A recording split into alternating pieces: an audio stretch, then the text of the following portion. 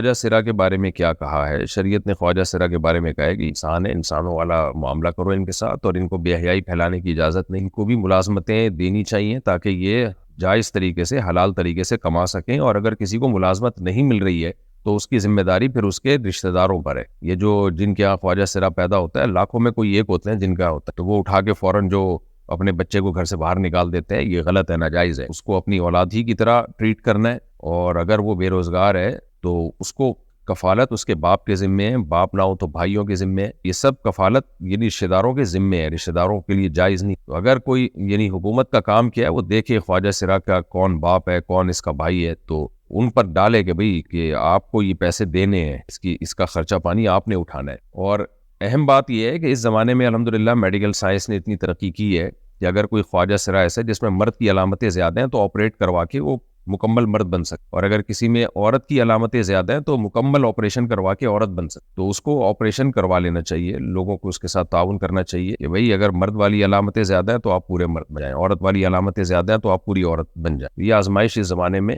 الحمدللہ medical science نے ایک بڑی آزمائش سے بچا لیا لوگوں تو. اور یہ ہوتے بہت کم ہیں، یہ فراڈی ہیں زیادہ تر جو آپ نظر آتے ہیں نا بازاروں میں چلتے ہیں نا، نیچرل جو ہے یہ بہت کم ہوتے ہیں. انڈیا سے کسی نے پوچھا ہے، میں ایک کنر ہجڑا ہوں، کیا مجھے سر پہ دوپٹہ رکھنا اور پردہ کرنا ضروری ہے؟ اور جب میں نیک عمل کر کے جنت میں چلی جاؤں گی تو کیا جنت میں مجھے پوری لڑکی بنا دیا جائے گا، یا جس طرح میں بولوں گی ویسا ہی بنایا جائے گا؟ کیا پھر مجھے نکاح کرنے کے لیے شوہر بھی عطا کیا جائے گا؟ دیکھیں، ایک آزمائش ہے، اللہ نے آپ کو آزمائش میں رکھا ہے.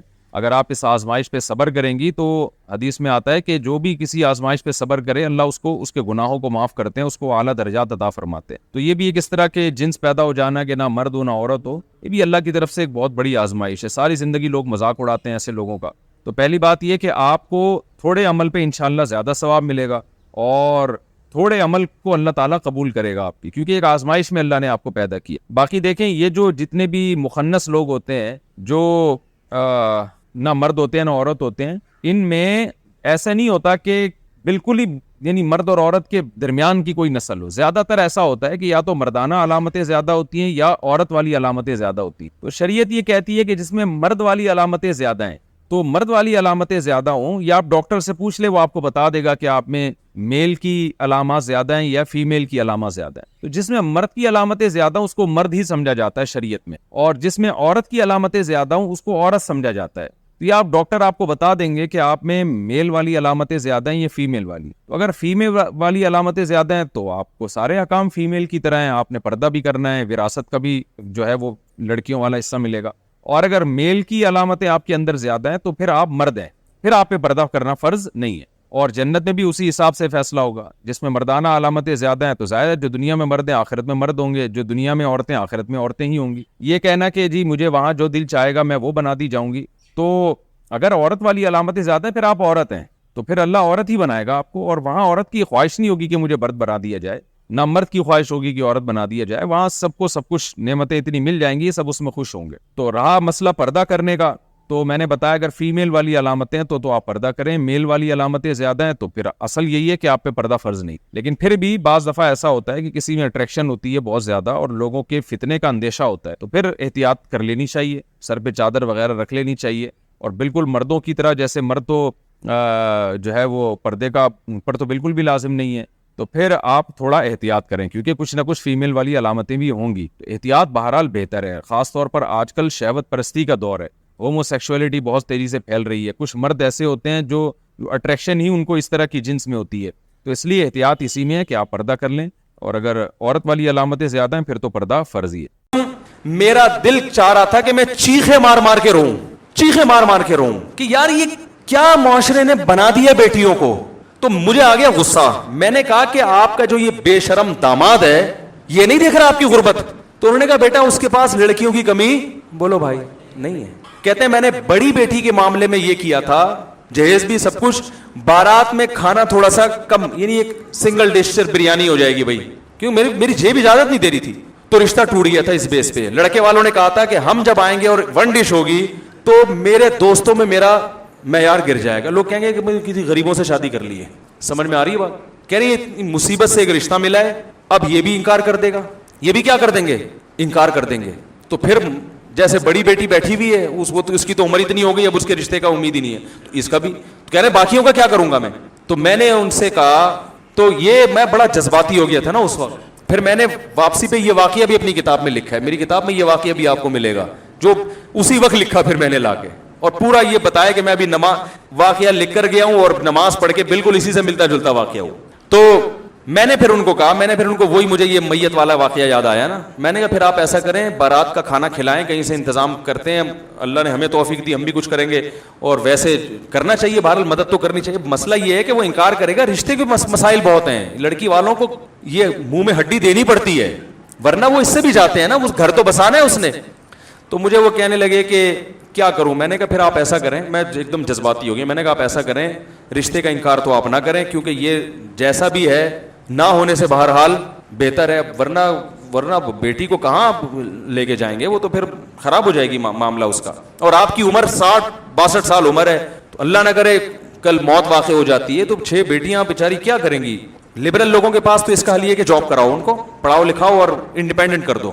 یہ پاگل پنے والی باتیں ہیں, صحیح ہے نا, نیچر کا کوئی آلٹرنیٹ نہیں ہے. آپ جاب کر رہے ہو لیکن روٹی نہیں کھا پا رہے اس پیسوں سے, وہ جاب کسی کام کی ہے, کیونکہ روٹی آپ کی باڈی کی ریکوائرمنٹ ہے. تو اسی طرح میرے بھائی آپ کروڑ پتی بن جائیں, لڑکی کے پاس شوہر نہ ہو جو اس کی فزیکل ریکوائرمنٹ بھی ہے اور اس کی مینٹلی بھی اس کو جو ہے وہ اس کو سپورٹ کرے گی, یہ چیزیں نہ ہو تو آپ کے پاس قارون کا خزانہ بھی ہو, وہ اس کا آلٹرنیٹ نہیں ہو سکتا. یہ بالکل ایسے ہی ہے جیسے آپ کے جاب کرو, پیسہ کماؤ, مگر روٹی نہ کھاؤ. وہ کہے گا پھر کس کام کی جاب, جب مجھے میری بیسک ضرورتیں پوری کرنے کا موقع نہیں مل رہا اس سے, وہ میری پوری نہیں ہونی, تو میں نے اس جاب کا کرنا کیا ہے. میرے پاس کتنی خواتین ملاقات کے لیے آتی ہیں, ٹھیک ٹھاک پیسہ کما رہی ہیں, شادی نہ ہونے کی وجہ سے ڈپریشن میں چلی گئی. پیسہ بہت ہے, جاب کر رہی ہیں, وہ بھی انڈیپینڈنٹ ہیں, اور ایسی درجنوں خواتین ہیں جو جاب بالکل بھی نہیں کر رہی ہیں, ایک ڈھنگ کا میاں مل گیا, بہت ہنسی خوشی زندگی گزار رہی, آتا کخ بھی نہیں, نہ ایجوکیشن ہے ان کے پاس, نہ پیسہ ہے ان کے پاس, میاں اچھا مل گیا ان کو, اولاد ہو گئی, بہت عیاشی میں زندگی گزر رہی ہے ان کی. تو اس سے وہ لڑکی اچھی ہے کہ نہیں ہے, کہ جو کچھ بھی نہیں آتا تھا اس کو میاں اچھا مل گیا. تو اس لیے عورت کی پہلی ضرورت ہے اس کے لیے اچھے میوں کا انتظام کرو, صحیح ہے نا, باقی چیزیں بعد میں ہیں. تو خیر جلدی سے بات مکمل کر کے بیان ختم کرتا ہوں. تو میں نے پھر بوڑھے بزرگ سے کہا, میں نے کہا دیکھیں آپ ایسا کریں, پھر مجھے یہ میت والا واقعہ یاد آ گیا. میں نے کہا آپ انتظام کریں, آپ ایک بہترین سا جتنی ڈشیں وہ کہہ رہے کم وقت منوس معذرت, اتنی ڈشیں آپ بنوائیں, اور آپ یہ کریں کہ اول تو بارات اسلام میں ہے ہی نہیں نا, بارات کا کھانا ہی نہیں ہے. نبی صلی اللہ علیہ وسلم نے تو 4 بیٹیوں کی شادی کی, کھجور کا دانہ بھی کسی کو نہیں کھلایا, اپنی جتنی شادیاں کی ہیں ولیمہ کیا ہے. تو اسلام میں شادی کا کھانا بھی کون کرتا ہے, لڑکا کرتا ہے, مرد کے ذمہ ہے, ولیمہ ہے, بارات کا لفظ ہی نہیں ہے اسلام میں, بلکہ نکاح کی محفل میں چند لوگ آ جائیں اور وہ نکاح کے بعد وہیں سے پتلی گلی سے نکل جائیں, اگلے دن سارے لڑکے کے گھر پہنچ جائیں, وہاں بارات لے کے جائیں, پوری 4 W11 لے کے جائیں آپ وہاں پہ. مرد کا ہے خرچہ, بیٹی پر خرچہ نہیں ہے نا, باپ پہ خرچہ ہے. لیکن اب وہ نہیں کرتے تو رشتہ ٹوٹتا. پھر کہتے ہیں اگر اسی طرح چلی گئی تو ساری زندگی تانے دے کے مار دیں گے, تیرے باپ نے کھلایا کیا ہمیں. وہ پھر سسرال میں بچی پہ ظلم ہوتا ہے. تو میں نے کہا پھر آپ ایسا کریں, آپ تمبو شمبو کا انتظام کریں, اور پھر وہاں بہترین کھانا وانا پکوائیں, قرضے لے کے مکان بیچ کے, اور جب کھانا شروع ہونے والا ہو, صحیح ہے نا, جیسے ہی لوگوں کے منہ میں نوالا, اور آپ کے جو ہونے والا داماد ہے اس کے منہ میں جیسے ہی وہ لقمہ جانے لگے, آپ ایک دم کیا کریں, اسٹاپ, لوگوں تھوڑی دیر کے لیے رک جاؤ. لوگ بولیں گے کیا ہو گیا بھائی, مسئلہ کیا ہے, کوئی کھانے میں خدا نخواستہ زہر ملا دیا ہے, کیا ہو گیا ہے. تو آپ بتائیں بھائی مسئلہ یہ ہے کہ ہمارے نبی سے زیادہ سخی دنیا میں کوئی نہیں ہو سکتا. انہوں نے تو 4 بیٹیوں کی شادی کی, ایک کھجور کا دانہ بھی نہیں کھلایا. یہ تو ہندوؤں سے بارات کی رسم آئی ہے, ہم تو مسلمان ہیں. اب بتاؤ جس آدمی کے 6 بیٹیاں ہوں, وہ ایک بیٹی پہ 2.5-3 لاکھ کے کھانے کھلا کے تو پوری پراپرٹی تو گئی, اور ایک دن میں اڑا دی اس نے. مہمان آئے, بوٹیاں کھا کے چلے گئے, 1 ہفتے بعد ان کو یاد بھی نہیں رہتا کہ دعوت میں کس نے کیا کھلایا تھا. تو یہ جو بیڑا غرق کیا جا رہا ہے بوڑھے باپوں کا, بیٹیوں کے بے شرم داماد جو بیڑا غرق کر رہے ہیں, کیا یہ سمجھ میں آنے والی بات ہے؟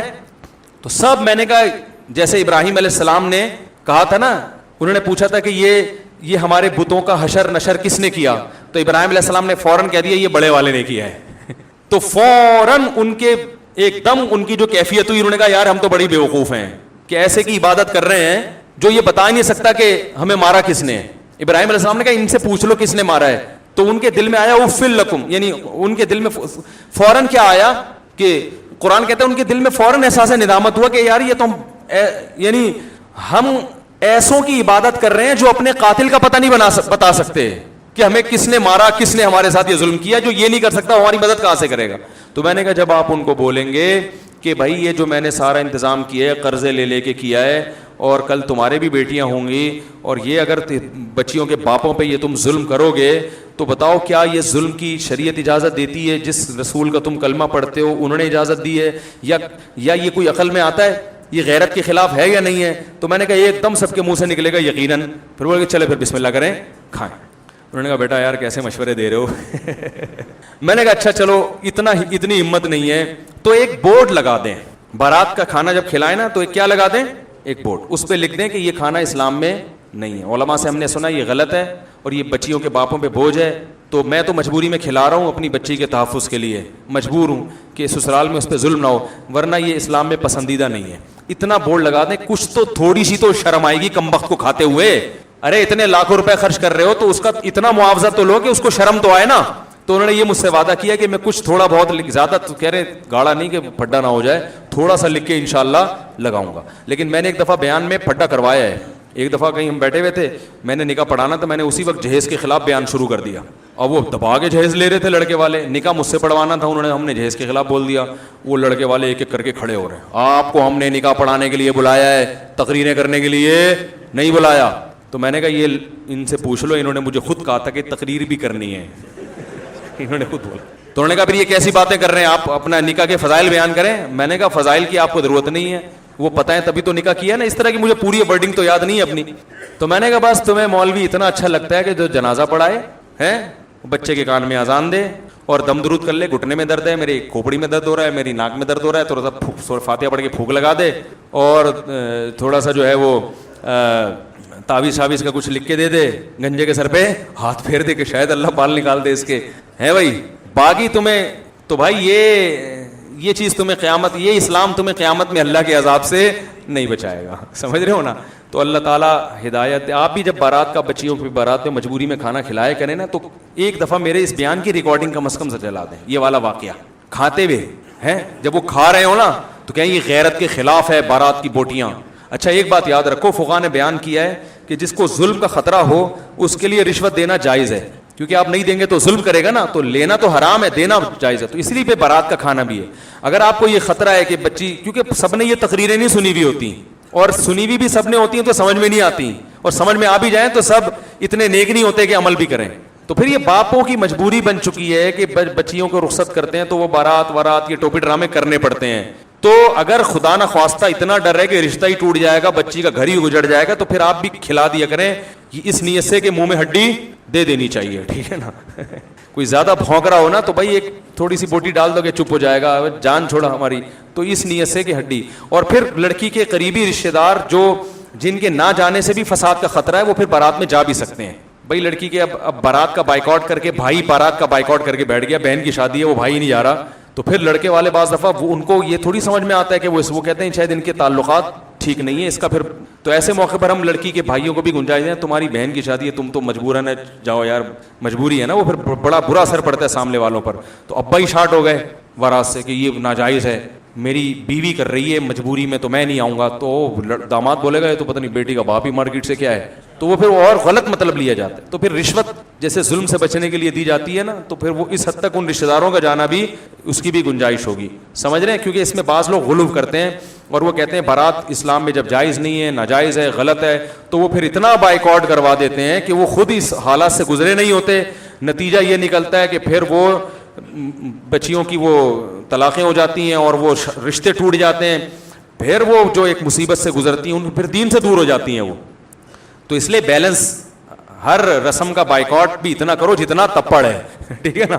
بسوں کے پیچھے لکھا ہوتا ہے نا تپڑ ہے تو پاس کرو ورنہ برداشت کرو. بعض دفعہ ہم جا رہے ہوتے ہیں گاڑی میں, پیچھے آگے ٹرک ہوتا ہے, وہ سالہ نہ ادھر جا رہا ہے نہ ادھر جا رہا ہے, تو وہ اتنی مصیبت ہوتی ہے کہ اس کو ہم وہ اوورٹیک بھی نہیں کر سکتے. تو اس کے پیچھے جب یہ پڑھتے ہیں نا تپڑ ہے تو پاس کر ورنہ تیرے پاس برداشت کے علاوہ کوئی آپشن نہیں ہے, تو بڑی تسلی ہو جاتی ہے, بھائی ہم کیا کر سکتے ہیں, ہم نیچے سے تو نکل نہیں سکتے اس کے, تو ہم آرام سے جا رہے ہوتے. تو یہ ہر ٹرک کے پیچھے لکھنا چاہیے, اس سے پیچھے والے کو کیا ہوتی ہے, تسلی ہوتی ہے, بھائی اس کو پاس نہیں کر سکتے. اب وہ جتنی اسپیڈ سے یہ جائے گا اب آپ بھی اتنی اسپیڈ سے ہی سفر کرو. کہیں ڈبل روڈ ہو گیا تو نکال لینا, ورنہ ایسے ہی پشاور تک آپ کو اب ایسے ہی سفر کرنا ہے, ٹھیک ہے.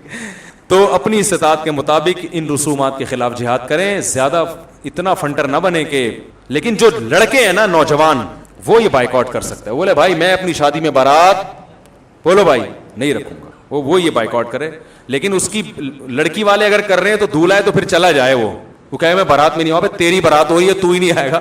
میں اس لیے کہہ رہا ہوں کہ وہ جون پور کے قاضی نہ بن جائے, کہیں مسالہ زیادہ لگ جاتا ہے نا.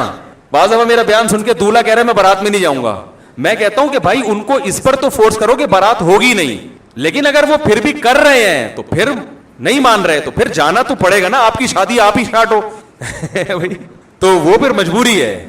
تو وہ اس لیے کوئی بھی عمل کرنے سے پہلے نا علماء سے پوچھ لیا کریں کہ اس پر مسئلہ تو یہی ہے لیکن اس پر عمل کیسے کرنا ہے. اللہ تعالیٰ سمجھنے کی عمل کی توفیق عطا فرمائے. اگلے میں نے بتایا کہ وہ اگلے اتوار کے بارے میں, ٹھیک ہے, وہ پھر بتا دیں سب کو جلدی جلدی, ٹائم بہت ہو گیا ہے. مفتی صاحب یہ جو خواتین اپر لپ اور ہاتھوں پر ویکس کرتی ہیں کیا یہ جائز ہے؟ جی جائز ہے. حج بدل کرنے والے کا فرض حج بھی ادا ہو جائے گا یا فرض حج الگ سے کرنا پڑے گا؟ نہ فرض حج الگ سے کرنا پڑے گا.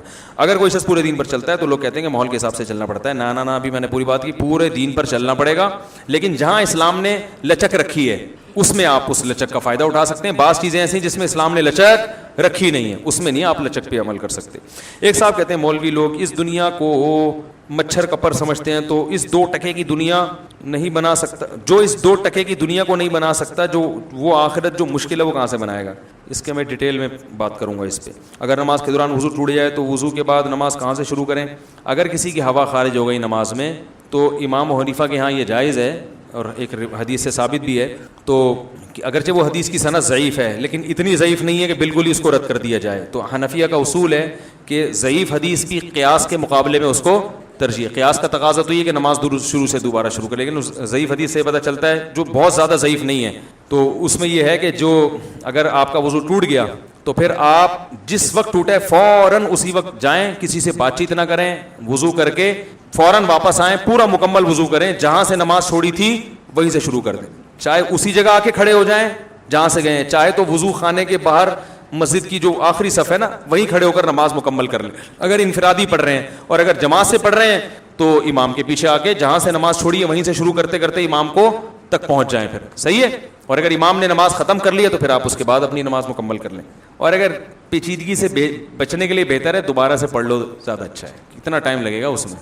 رزق عورت کی قسمت سے ملتا ہے یا بڑھتا ہے, اور اولاد مرد کی قسمت سے ہوتی ہے, اس بات کی شرعی حیثیت کیا ہے؟ غلط ہے. اتنی بات ضرور ہے کہ عورت کی وجہ سے رزق میں برکت ہی ہوتی ہے, ہر عورت کی وجہ سے. اس میں یہ نہیں کہ فلاں کی وجہ سے ہو رہی ہے تو فلاں کی وجہ سے اور غریب ہو رہا ہے. تو قرآن سے پتہ چلتا ہے کہ نکاح کی برکت سے اللہ مال میں غنی عطا فرماتے ہیں. عالم کے قول اور فعل میں تضاد ہے, تو کیا اس عالم کی اس برائی کی تشہیر کرنی چاہیے, اور ایک عالم بے عمل کا کیا درجہ ہے؟ دیکھو, اگر کسی عالم کا عمل ایسا ہے جو کبیرہ گناہ ہے جس میں 2 رائے نہیں ہو سکتی, بعض دفعہ آپ ایک چیز کو غلط سمجھ رہے ہوتے ہو, اس عالم کی رائے میں وہ غلط نہیں ہوتی, تو سب اس کو غلط کہتے ہو, اور وہ ہو بھی علانیہ, چھپ کے نہ کر رہا ہو. کوئی بھی چھپ کے گناہ کر رہا ہے, چاہے عالم ہو یا عامی آدمی ہو, شریعت نے اس کے گناہ کو ہائی لائٹ کرنے کی اجازت نہیں دی, اس پہ پردہ ڈالنے کا حکم ہے.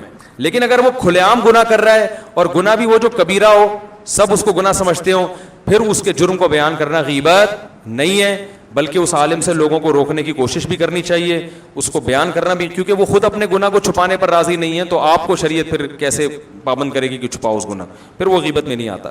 اور اس عالم کو زیادہ گناہ ہوگا, کیونکہ علماء کو تو زیادہ ہے نا گناہوں سے بچنے کا زیادہ وہ ہے, چاہے چھپ کے کریں یا علانیہ کریں. دیوس کسے کہتے ہیں؟ دیوس کہتے ہیں غیرت لیس آدمی جو اپنی بیوی اور بیٹیوں اور بہنوں کے معاملے میں بھی غیرت نہ رکھتا ہو. کیونکہ جتنا بھی انسان غیرت سے خالی ہو جائے, کم از کم اپنے ان محرم رشتوں کے بارے میں اس میں غیرت پھر بھی ہوتی ہے. تو جو غیرت کی اتنے اعلیٰ درجے تک پہنچ جائے کہ وہ اپنے ان محرم رشتوں کے بارے میں بھی غیرت لیس ہو جائے, تو یہ غیرت یعنی غیرت لیس ہونے کی سپرلیٹو ڈگری ہے. تو اس سپرلیٹو ڈگری کو کیا کہا جاتا ہے؟ دیوس. وہ کون سی خاتون تھی جن کا نماز جنازہ 3 انبیاء نے پڑھایا تھا؟ حضرت ہاجرہ, حضرت سارہ. میرے علم میں نہیں ہے بھائی. آئیے, آپ نے اپنے بیان میں فرمایا تھا کہ اگر ذرا یہ حیا کے خلاف مسئلہ ہے, اللہ نہ کرے کسی کا اپنے کسی محرم رشتے سے کوئی ایسا ناجائز تعلق ہو جائے نا, تو اس سے بیوی سے نکاح بعض صورتوں میں ٹوٹ جاتا ہے. تو یہ اس کو تفصیل سے پوچھا ہے, یہ پھر بعد میں پوچھ لیں. اس پر میں ایک بیان ریکارڈ کروا چکا ہوں, وہ سن لیں یوٹیوب پہ. میں 2 ہفتے سے سوال کر رہا ہوں, برائے مہربانی آج جواب دے دیں. مجھے کمپنی نے گاڑی کا لون دیا ہے جو بغیر سود کے ہے, میں نے لون لے لیا اور گاڑی کمپنی کے نام ہے, کمپنی نے اس کی انشورنس کرائی ہوئی ہے, کیا اس انشورنس کا سے گاڑی ٹھیک کرانا جائز ہے؟ کمپنی نے انشورنس کرائی ہے, کمپنی کی ہیڈیک ہے یہ, سمجھ رہے ہو, یہ ہیڈیک کس کی ہے؟ کمپنی. اس کی وجہ سے آپ کا جو کمپنی سے معاملہ ہے وہ ناجائز نہیں ہو جاتا. اب آپ نے جو لون پہ گاڑی لی ہے, اگر یہ جو عام بینک ہیں ان سے لی ہے تو یہ تو ناجائز معاملہ کرتے ہیں, اور اگر اسلامی بینک سے لی ہے تو اسلامی بینک تکافل کراتا ہے اور پھر گاڑی آپ کی ملکیت میں نہیں دیتا, وہ رینٹ پہ دیتا ہے. تو پھر بینک اگر کوئی گاڑی میں خرابی ہوگی وہ تکافل والوں کو کلیم کر کے اپنے نقصان کی تلافی کرے گا, تو یہ بینک کی ہیڈیک ہے, جو ہماری نظر میں تکافل بھی جائز نہیں ہے, لیکن بہرحال ملک کے دوسرے بڑے بڑے علماء اس کو جائز کہتے ہیں, یہ اختلافی مسئلہ ہے. تو پھر بھی اگر ناجائز بھی مانا جائے نا, تو وہ بینک کا تکافل والا معاملے کی وجہ سے آپ کا بینک سے معاملہ ناجائز نہیں ہو جائے گا. آپ کے لیے بینک کو گاڑی دے دینا اور گاڑی بینک کا پھر تکافل سے کلیم کر کے اپنی گاڑی کو ٹھیک کروانا, ریپیئر کروانا, اس سے آپ کے بینک کے معاملات پہ فرق نہیں پڑے گا.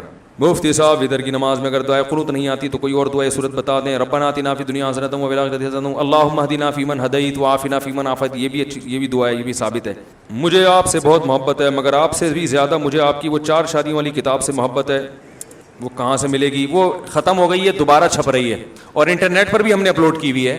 پتہ نہیں وہ لنک ہی کہاں ہے اس کا, ہم اس کو دوبارہ لنک کو شیئر کر دیں گے نیٹ پر PDF میں. لیکن ابھی کتاب جو ہے نا, کتاب کی شکل میں پڑھا کرو, پھر اس کا اثر زیادہ ہوتا ہے. تو ابھی دوبارہ چھپنے والی ہے انشاءاللہ, تو پھر ہماری مسجد سے مل جائے گی, ہماری یعنی یہیں سے مل جائے گی. آپ میسج ٹی وی والوں نے آپ کا کلپ بنایا ہے, اس کا موضوع ہے ایک شخص کا ماڈرن لڑکی کو نکاح کا پیغام, اور اوپر ایک طرف آپ کی اور ایک طرف ماڈرن لڑکی کی تصویر لگائی ہے. غلط کی ہے بھائی, میسج ٹی وی والوں کو یہ نہیں کرنا چاہیے. میرے کنٹرول میں صرف میرا چینل ہے, مفتی طارق مسعود اسپیچز اور آسک مفتی طارق مسعود, ان 2 چینلوں کا میں ذمہ دار ہوں. اس میں بھی بعض دفعہ گڑبڑ ہو جاتی ہے, لیکن ایسی گڑبڑ نہیں ہوتی دوسرے ٹائپ کی, تو وہ پھر میں ان لوگوں کو پوچھتا ہوں کہ بھائی یہ کیوں کیا, اس کو چینج کرنے کی کوشش کرتا ہوں. تو باقی کوئی بھی چینل کچھ کرے گا وہ خود ذمہ دار ہے. تو میسج ٹی وی کو بتا دیں آپ لوگ, مجھے موقع ملا رابطہ ہوا تو میں بھی بتا دوں گا. شادی میں آپ نے لفافہ دینے سے منع کیا تھا, تو پھر خالی ہاتھ جائیں یا کوئی گفٹ یا مٹھائی لے کر جانا ضروری ہے؟ کچھ دن تک اس رسم کو بہت سادہ کر دیں, صرف سلام کر کے آ جایا کریں دولہے کو, خالی پیلی کی مبارکباد. یہ خام خامے لفافوں کا بوجھ, یہ ہدیہ نہیں ہے, جرمانہ ہے, یہ پینلٹی ہے کہ آپ کی شادی میں اس نے دیے تھے تو آپ نے اس کی شادی میں دینے. اور میں تو اس کا, اگر میں تو زیادہ فائدہ تھا, میں کسی کی شادی میں 1 دفعہ دیتا تو اس کو مجھے 3 دفعہ دینا پڑتا. کیا خیال ہے؟ تو ہم نے تو یہ سلسلہ ہی ختم کر دیا. ہم نے کہا ہم نہ دیں گے اور نہ کسی سے لفافے لیں گے. تو اس کا بائیکاٹ کریں اس رسم کا, یہ جاہلانہ رسم ہے, غلط ہے. باقی جب شادی ہو گئی, دولہا گھر چلا گیا, آپ کا اگر اس سے بہت اچھا تعلق ہے تو بعد میں کوئی گفٹ پکڑا دیں, یار آپ کی شادی ہوئی ہے, ہمیں بڑی خوشی ہوئی, یہ آپ کے لیے اور یہ بھابھی کے لیے, ٹھیک ہے نا, یہ گفٹ ہے, آپ دے دیں. اگر کوئی شخص 3 دفعہ صحیح نیت کے ساتھ کاغذ میں لکھ کر دے کہ میں اپنی بیوی کو طلاق دیتا ہوں, تو کیا ہو جائے گی؟ اور پرچہ ابھی تک بیوی کو دیا نہیں ہے تو بھی ہو جائے گی. طلاق لکھنے سے ہی کمپلیٹ ہو جاتی ہے, بیگم کو دینا ضروری نہیں ہے, لکھ کے پھاڑ بھی دیا تو ہو جائے گی طلاق. سمجھ رہے ہیں؟ مفتی صاحب, قرآن مجید کا ترجمہ پڑھتا ہوں اور تفسیر بھی, تو کون سے مؤلف کا زیادہ بہتر ہے؟ اردو میں ابھی حضرت مفتی تقی عثمانی صاحب کا جو تفسیر ہے بہت آسان, بڑی مستند ہے تو وہ انگلش میں بھی ہے اور اردو میں بھی ہے. اور بھی تفسیریں, سب کا اپنا ایک ذوق ہوتا ہے, کسی کو میں غلط نہیں کہہ رہا, لیکن میری رائے میں جو حضرت مفتی تقی عثمانی صاحب کی تفسیر ہے, کیونکہ حضرت مفتی تقی صاحب ایک تو بہت بڑے عالم ہیں, تفسیر کے, فقہ کے, حدیث کے, اور اسلامک بینکنگ میں ان کو الگ مہارت ہے, اور انگلش, عربی, فارسی, اردو, یہ 4 زبانیں تو ایسی ہیں جیسے مادری زبان ہوتی ہیں ان کی. اور پھر آپ کو پتہ ہے کہ علمی لحاظ سے دنیا میں کے جو مذہبی لوگ ہیں ان میں سب سے پہلا نمبر آیا 500 لوگوں میں ان کا. تو اللہ نے بہت ان کو نوازا ہے, تو ان کے علوم سے فائدہ اٹھائیں. سیرت پہ ان کی بڑی گرفت ہے, پھر اسفار بہت کیے ہیں, دنیا میں جو سفر کرتا ہے اس کے تجربے بہت ہوتے ہیں, تو تجارب بہت ہوتے ہیں, تو یہ بڑی, اور پھر بڑے بڑے بزرگوں کی صحبت انہوں نے اٹھائی ہے, بڑے بڑے علماء کی صحبت بچپن سے اٹھائی ہے. ان کے والد خود مفتی اعظم پاکستان تھے, تو گھر بھی یہ علماء کا وہ ہے بھائی, اور بچپن سے علم میں اٹھنا بیٹھنا. پھر تصوف میں بھی بہت آگے ہیں وہ, حضرت ڈاکٹر عبدالحی صاحب رحمہ اللہ تعالیٰ بڑے بزرگ تھے, ان سے تربیت کروائی انہوں نے اپنی. آج کل تو کہتے ہیں نا بابے نہیں ہیں, جتنے بڑے بڑے علامے گزرے انہوں نے کسی کو بابا بنایا ہے اور اپنے آپ کو اس کے حوالے کیا, تبھی ان کی تربیت ہوئی ہے. انسان تربیت کا محتاج ہے, خود سے اپنی تربیت نہیں ہوتی, کسی سے تربیت کروانی پڑتی ہے. سمجھ رہے ہیں؟ صحابہ نے نبی سے کروائی, پھر تابعین نے صحابہ سے کروائی, تبع تابعین نے تابعین سے. آج کہتے ہیں میں خود کتابیں پڑھ کے نیک بنوں گا, تو نہیں بنے گا. آپ بابا ہونا ضروری ہے, لیکن اور میں بار بار کہتا ہوں دیر آر 2 types of باباز, اچھے بابا اور برے بابا. تو آپ کہتے ہیں میں بابی نہیں ہوں, بابا فری ہوں, میں بابا لیس ہوں, یہ اسلام میں نہیں ہے. آپ یہ کہیں کہ میں اچھے باباؤں کو مانتا ہوں, برے باباؤں کا انکار کرتا ہوں. اور اچھے بابا وہ ہونے چاہیے جو آپ کے سے آپ کی سند متصل ہو. ڈائریکٹ امام بخاری تک جو پہنچے گا نا کہ میرے وہ بابا ہیں, یہ ایسے ہی ہے جس سے جیسے کسی نے آپ سے پوچھا کہ آپ کے والد کا نام کیا ہے, آپ نے کہا حضرت نوح علیہ الصلوۃ والسلام. تو بھائی آپ ڈائریکٹ نوح علیہ السلام کہ تھوڑی, نوح علیہ السلام نے جس کو جنا انہوں نے پھر اس کسی کو جنا, پھر انہوں نے اس کو ہوتے ہوتے آپ کے ابا آئے, پھر آپ کے ابا نے آپ کو جنا ہے. تو اس طرح یاد رکھو محمد صلی اللہ علیہ وسلم نے صحابہ کو تیار کیا, صحابہ نے پھر تابعین کو, تابعین نے تبع تابعین کو, یہ سلسلہ آج تک چلا آ رہا ہے. تو آپ کو کس نے ڈائریکٹ تیار کیا ہے, اس بابا کا نام آپ کو بتانا پڑے گا. پھر اس بابے کو کس نے, اس کا بابا کون تھا, یہ سلسلہ امام بخاری تک ملاؤ گے تو پھر ہم مانیں گے کہ امام بخاری آپ کے بابا ہیں. ورنہ جیسے ہم نوح علیہ السلام ہم کی اولاد ہے نا, اس لیے کہ میرے والد کے جو والد تھے, پھر ان کے جو والد تھے, ان کے جو والد تھے, وہ سلسلہ کہاں تک پہنچتا ہے, نوح علیہ السلام. اگر میں کہوں کہ نہیں میں میرے نوح علیہ السلام ہی ابا ہیں, باقی میرا ابا کوئی بھی نہیں ہے, اس کا مطلب پھر نوح علیہ السلام بھی آپ کے ابا نہیں ہے. تو بابا فری نہ بنے, بابے ہیں اسلام میں, لیکن سچی اہل حق بابے اور باطل بابے. تو جو کہتا ہے میں سرے سے بابی ہی نہیں ہوں, تو وہ پھر وہ برق نہیں ہو سکتا میرے بھائی, قرآن اور سنت کی روشنی میں وہ برق نہیں ہو سکتا. تو حضرت مفتی تقی عثمانی صاحب کے بھی بابا تھے, بزرگ تھے, ڈاکٹر عبدالحی صاحب کے حوالے انہوں نے اپنے آپ کو کیا, پھر انہوں نے ان کی تربیت کی. ڈاکٹر عبدالحی صاحب کے بھی بابا تھے مولانا سلوی تھانوی رحمۃ اللہ علیہ, مولانا سلوی تھانوی کے بھی بابا تھے حاجی امداد اللہ مہاجر مکی رحمۃ اللہ علیہ, ان کے بھی بابا تھے. یہ پورا سلسلہ محمد صلی اللہ علیہ وسلم تک پہنچتا ہے. ہاں ان بابوں سے غلطیاں بھی ہوئی ہیں کیونکہ یہ نبی نہیں تھے, تو اب ان غلطیوں کی وجہ سے آپ جیسے کسی ڈاکٹر سے علاج میں غلطی ہو تو آپ کہیں ڈاکٹر ہی نہیں ہے اور اس سے علاج ہی نہ کراؤ, ایسا نہیں ہوتا میرے بھائی. تو ایسے ہی غلطی تو ہر انسان سے ہوتی ہے, تو غلط چیز میں اس کو فالو نہیں کیا جاتا, لیکن اس کو بابوں کی فہرست سے نکال دیا جائے, جہنمی قرار دے دیا جائے, یا معاشرے کو بابا لیس بنانے کی کوشش کی جائے, تو یہ پھر جہالت کی طرف آپ لوگوں کو لے جائیں گے. تربیت سے معاشرہ بالکل خالی ہو جائے گا. 2-3 پرچیاں رہ گئی ہیں. دین حق کی علامت ہے کہ اس کو چھپایا نہ جائے, اس طرح لوگوں کو لانے کی ضرورت نہیں. بعد میں مجھے کمرے کی ضرورت ہو گیا. آخری سوال مولانا صاحب, میرا اور میرے شوہر کا ذہن ایک ہی ہے. کتنے خوش قسمت لوگ ہیں کہ خاتون کا اور ان کے شوہر کا ذہن بالکل ایک. ورنہ اکثر خواتین کہتی ہیں میرا میرے میاں سے دماغ بالکل بھی نہیں ملتا, لیکن بہرحال بہت اچھے ہیں. جب سے شادی ہوئی تب سے ہم دونوں میں بنتی نہیں ہے. عجیب, وہ اکثر ساس نندوں کی باتوں میں آ کر مجھے مارتے پیٹتے جھگڑا کرتے ہیں, جس کی وجہ سے میں ان سے بہت پریشان ہوں. میں ابھی امی کے گھر پر رکی ہوئی ہوں, وہ لینے نہیں آ رہے, میں کیا کروں. اچھا ہے لینے نہیں آ رہے, ورنہ پھر پیٹیں گی, اور کیا ہے, لینے آئیں گے پھر ساس. او بھائی دیکھو ایک بات یاد رکھو, اس میں بیلنس کرنا بہت ضروری ہے. بیلنس بہت ضروری, نہ اماں کی وجہ سے بیوی پہ ظلم کرو اور نہ بیوی کی وجہ سے اماں اور بہنوں پہ. سمجھ رہے ہیں نا. فقہاء نے یہ مسئلہ بیان کیا ہے کہ بیگم کو ایسی زندگی دینا ضروری ہے جہاں زبردستی کی کوئی شوہر کے رشتہ داروں میں کوئی مداخلت نہ کرے. زبردستی ٹھیک ہے, جب جوائنٹ فیملی میں رہتے ہیں تو سب کے ذمے گھر کے کام ہیں, اس میں بہو یہ کہے کہ میرے ذمے کام نہیں ہے, میں نہیں, تو یہ غلط ہے. جب سب اکٹھے رہتے ہیں, دیکھو تبلیغ میں سب جاتے ہیں تو کوئی آلو لینے جاتا ہے, کوئی ٹماٹر لینے گیا ہوا ہے, کوئی گوشت لینے گیا ہوا ہے, اور کوئی چولہا جلا رہے ہیں, ایسا ہی ہوتا ہے نا. اب اس میں کہ میرے ذمے آلو, میں تو انجینئر ہوں, میں تو کیا ہوں, انجینئر ہوں, میرے ذمے آلو کاٹنا نہیں ہے. تو اسے کہا جائے گا آپ انجینئر ہیں اپنے آفس میں, یہاں آپ انجینئر نہیں ہیں, آپ ایک جماعت کے ایک شریک ہیں, تو کاموں کو ڈیوائڈ کیا جائے گا.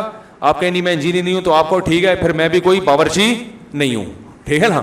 تو اسی طرح یاد رکھو, یہ جو خواتین کہتی ہیں ہم گھر کے کام کاج نہیں کریں گے, ہم نے اتنی ایجوکیشن اس لیے تھوڑی حاصل کی تھی کہ ہم گھر کے کام کاج کریں. بھائی جب گھر میں رہیں گے تو سب کو مل بانٹ کے کام, یا تو اتنے مالدار ہوں کہ نوکرانیاں رکھی ہوئی ہیں تو پھر تو ایک الگ بات ہے, لیکن نارمل گھروں میں ایسا ہوتا ہے کہ ماسی بھی گھر میں آتی ہے لیکن پھر بھی کام کرنے پڑتے ہیں, تو اجتماعی کاموں میں ہاتھ بڑھانا پڑے گا. لیکن اگر نندیں اور ساس مسلط ہو گئی ہیں بہو کے اوپر, اس سے جینے کا حق ہی چھین لیا, جیسے کہ بہت سے گھروں میں ہوتا ہے کہ بالکل اس کی زندگی عذاب بنا دی ہے, تو پھر شوہر پر لازم ہے کہ وہ بیوی کو والدین سے الگ گھر لے کے دے. سمجھ رہے ہو, آج کل لوگ اس مسئلے پر عمل نہیں. رہنا جوائنٹ فیملی میں کے جو فائدے ہیں وہ الگ رہنے میں نہیں ہیں, لیکن اگر ایسا ظلم ہو رہا ہے تو آپ کو چاہیے آپ انصاف سے فیصلہ کریں کہ آپ کی مائیں اور بہنیں آپ کی بیگم پہ زیادتی تو نہیں کر رہی. اگر کر رہی ہیں تو بلا وجہ ماں اور بہن کا ساتھ مت دو, بلکہ اپنی بیگم کو الگ کر دو. اور یہ یاد رکھو جب اس طرح کے جھگڑے شروع ہو جاتے ہیں, ان کو حل کرنا اکثر کسی کے بس میں نہیں ہوتا. آپ اگر کوشش کرو گے صحیح ہو جائیں, نہیں ہوں گے, الگ کر دو, تاکہ جب بعد میں چھری چاقو نکلے اور بال گھسیٹیں اور ماریں ایک دوسرے کو, اور ریسلنگ کا وہ ایک رنگ بن جائے گھر جو ہے نا, اس سے پہلے آپ اس کو الگ کر دو. ٹھیک ہے نا, الگ گھر لے کے دے دو. اماں سے بولو اماں میں ہوں آپ کا بیٹا, روزانہ آؤں گا, اور یہ بھی ہفتے میں ایک دن آپ کے پاس चक्कर लगाएगी और जब आपको टेंशन हो आप हमारे घर में आ जाएं और ये टेंशन मेरी बेगम पे यानी ये तो मैं मजाक कर रहा हूँ, यानी जब बाज़ दफ़ा ऐसे भी होता है, ठीक है ना, यानी आप मेरे घर में आ जाएं, मैं आपकी टेंशन इंशाल्लाह ख़त्म कर दूंगा। तो ये एक हंसी खुशी फिर ज़िंदगी फिर भी नहीं गुजरेगी, वैसे तो बता दूं मैं, कुछ ना कुछ टेंशन है तो फिर भी चलती रहेंगी, तो कंप्रोमाइज़ करना पड़ता है। सारे ये दुनिया पर जन्नत नहीं बन जाएगी अगर सारे मज़े यहाँ उड़ाने, लेकिन जुल्म नहीं करो भाई, अपनी बहनों और माओं की वजह से बीवी पे जुल्म ना करो और माँ के साथ भी बदतमीज़ी ना करो। लेकिन मैं एक बात आपको बताऊं, नाराज़ तो नहीं होंगे, आजकल जिसके मतलब की बात करो ना बस वो तो खुश होता है, और जिसकी अगेंस्ट जा रही हो, अगर बहू सीधी सादी मिल जाए ना तो माएँ उसका सत्यानाश करती हैं, बता दूं मैं आप। जैसे कम उम्री में शादी हो गई, बच्ची घर चली गई ससुराल, वो बेचारी अभी उसको घर में भी खेलती कूदती थी, ज़्यादा उसको किचन की फिक्र नहीं होती थी, ऐसा होता है ना। अब बाप तो बर्दाश्त कर लेता है, बाप तो कहता है, उसको पता है मेरी बच्ची की अभी मैच्योर नहीं हुई है, चलो कभी पूछ लिया ठीक है, नहीं पूछा तो थोड़ी सी तंबी कर देंगे। तो ऐसी ना समझ बच्चियां होती हैं, उनकी जब शादी हो जाए तो फिर सास उसका घोटाला जो है ना कचुम्बड़ बनाती है। वो ये नहीं देखती कि भाई मेरी बेटी भी तो इस उम्र में कौन सा इतनी समझदार थी, और अगर थी भी तो सबकी थोड़ी हो सकती है, भाई मेरी थी इसकी नहीं है। तो उसको जरा देखो, नबी सल्लल्लाहु अलैहि वसल्लम ने अम्मी आयशा से निकाह किया ना, वो गुड़िया से खेलती थी, इतनी कम उम्र थी। तो आप सल्लल्लाहु अलैहि वसल्लम ने तो ऐसा नहीं किया कि उनको इतना बिल्कुल उनकी मेंटल अप्रोच से ऊंचे कामों का मुकल्लफ बनाया। नबी उनके साथ मिजाक किया करते थे। एक दफा उनका घोड़ा था पर वाला, तो आपने अम्मी आयशा से पूछा कि ये घोड़े के तो पर नहीं होते। उन्होंने फरमाया कि या रसूल अल्लाह, हजरत सुलेमान सलाम के घोड़े के भी तो पर थे ना, वो तो हवा में उड़ा करते थे, तो ये भी हमारा परों वाला घोड़ा है, ठीक है ना। फिर आप सल्लल्लाहु अलैहि वसल्लम उनको हबशियों का खेल दिखाते थे मस्जिद नबी में, हबशी खेल रहे होते थे। अम्मी आयशा फरमाती हैं कि नबी सल्लल्लाहु अलैहि वसल्लम ने मुझे दीवार के ऊपर खड़ा किया और हबशियों का खेल दिखाया। कितने मसरूफ जिंदगी नबी की, एक एक सेकंड करोड़ों रुपए का, मगर अपनी ज़ौजा चूंकि कम उम्र है वो इन चीजों में दिलचस्पी ले रहे हैं। दूसरी ज़ौजा को नहीं दिखाया, वो मिचोर है, वो बड़ी है, उनको इन चीजों में दिलचस्पी नहीं है। भाई इनको दिलचस्पी है। तो अम्मी आयशा फरमाती है, सोचो जो 9 उम्र लड़की होगी उसने कितनी देर वो खेल देखा होगा। जब तक अम्मी आयशा वो खेल देख के थकी नहीं है, आप सल्लल्लाहु अलैहि वसल्लम ने अपना बाजू नीचे नहीं किया। तो भाई अगर ससुराल में कोई ऐसी बच्ची चली जाए, बेचारी बाज उम्र हो जाती है लेकिन वो इतनी मिचोर नहीं होती, बावली सी होती हैं, थोड़ी सी बेवकूफ सी होती हैं, तो सासें उनको ऐसा घोटाला निकालती हैं ना, उनका ताने दे दे के। मैंने तो सासों के घोटाले देखे हैं, हम भी इसी माहौल में रहे हैं ना। ऐसा घोटाला, वो पागल हो जाती है उस घर में जाके, ताने दे दे के। वो रोटी कच्ची पका देगी, तेरी माँ ने तुझे रोटी पकाना सिखाई नहीं है। यार ये कितना गलत ताना है यार, आप उसकी माँ का जिक्र बार बार कर रहे हो, है भाई। वो बेचारी सोती रह गई, आंख नहीं खुली, तो वो फौरन अपने बेटे को ताने के, तो जोरू का गुलाम बना हुआ है, बीवी का गुलाम बना हुआ है, छोड़ो यार, नहीं आंख खुली पड़ी हुई है, क्या है घर में, खुद उठ के पी लो। मैं फिर भी ये नहीं कहता कि जो बहुएं सास की खिदमत नहीं करती, अच्छा करती हैं, उनको भी बड़ों का एहतराम करना चाहिए।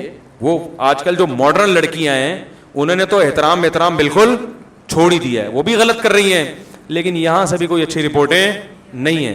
तो वो है जिसकी लाठी उसकी भैंस।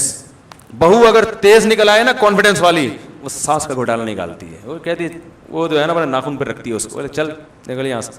वो ऐसा उसको वो जो है ना, वो बावला वो होता है, वो जो दरमियान में जिसने मेरी तकरीरें सुन के शादी की होती है ना, वो बावला बना हुआ होता है कि मैं जाऊँ कहाँ।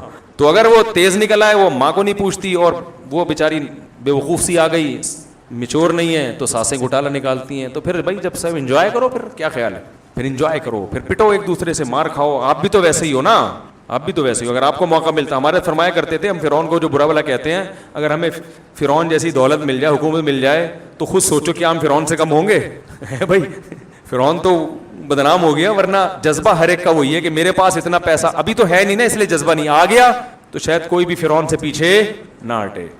तो बेहतर पता है क्या है, इस जमाने में अफजल यही है कि शादी करते ही बीवी को, बल्कि शादी करने से पहले घर का इंतजाम करो। बेगम उस घर में जाएगी, इधर आएगी नहीं। अगर आप समझते हैं कि आपकी अम्मा बहुत अच्छी सीधी सादी है, फिर तो ले आओ।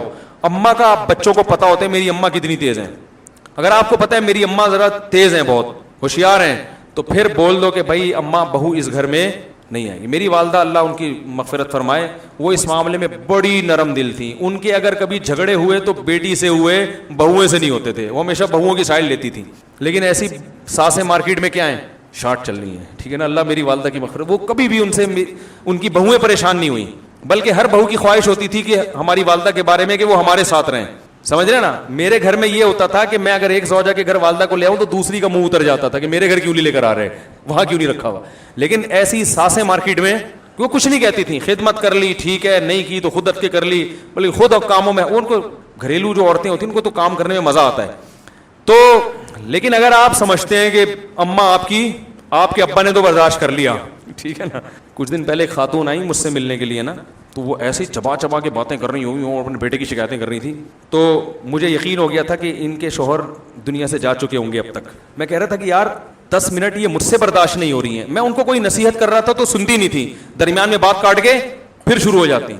हालांकि मुझसे पूछने के लिए आई हैं तो सुनो तो सही अगला क्या कह रहा है। कोई बात मैं अभी समझाना शुरू करता, फिर वो नहीं नहीं यूं है, फलाना है, ढिमकाना है। वो झगड़ा चल रहा था उनका कोई घर में, मुझे अंदाजा हो गया, मैंने कहा तो बहुत तेज खातून है।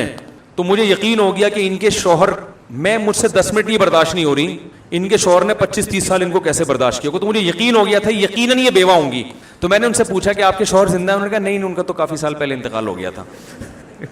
तो मैं उनसे कहने वाला था, मैं तो वैसे ही जनरल नॉलेज के लिए पूछ रहा था, वरना मुझे यकीन था कि इस वक्त तक वो बंदा, मैं अगर आधा घंटा बैठूं तो मेरा इंतकाल हो जाए, सही है ना, मजीद बैठ जाऊं। तो अब जब मुझे 15 मिनट में अंदाजा हो गया कि ये इतनी तेज खातून है, तो बच्चों को तो पता होगा ना हमारी अम्मा कैसी हैं। अब बच्चों को तो चाहिए कि बर्दाश्त करें क्योंकि माँ है, जैसी भी हो बहरहाल आपको तो उसने जना है, आप पर तो एहसान किया, लेकिन बहू तो नहीं वो बर्दाश्त कर पाएगी ना। तो इस किस्म के बच्चों को मैं मशवरा देता हूं, भाई पहले से बोलो अम्मा बहू इस घर में नहीं आएगी, और इसमें अड़ जाओ, अम्मा इस घर में नहीं आएगी, मुझे पता है आप बहुत अच्छी हैं लेकिन इतनी अच्छी मेरी बीवी अफोर्ड नहीं कर पाएगी, ठीक है ना। अम्मा से लड़ो नहीं कि आप तेज हैं, ऐसा ना बोलो अम्मा को, बस बोलो उसूल ये है, हमने बड़ों से सुना है कि भाई अलग घर होगा बहू वहाँ आएगी, वरना मैं आपको बताऊं बड़ा अजाब बन जाती है जिंदगी। और इसका कोई हल नहीं है, ना मुफ्ती साहब के पास इसका हल है कि मेरे पास आओगे तो मैं सही कर दूंगा, नहीं हो, मैं भी यही कहूंगा भाई अलग करो, ना किसी दुनिया में गूगल के पास हल नहीं है इसका। हर चीज गूगल बता देता है, गूगल पे आप लिख के दोगे कि मेरी अम्मा और बेगम में नहीं बन रही है, इसका हल बताओ, गूगल पे आएगा भाई मेरा ओनर जो है ना उसकी बीवी और अम्मा में भी नहीं बन रही, वो खुद परेशान है, वरना गूगल इससे भी ज्यादा तरक्की कर चुका होता। तो ये हल नहीं है, इसका हल यही है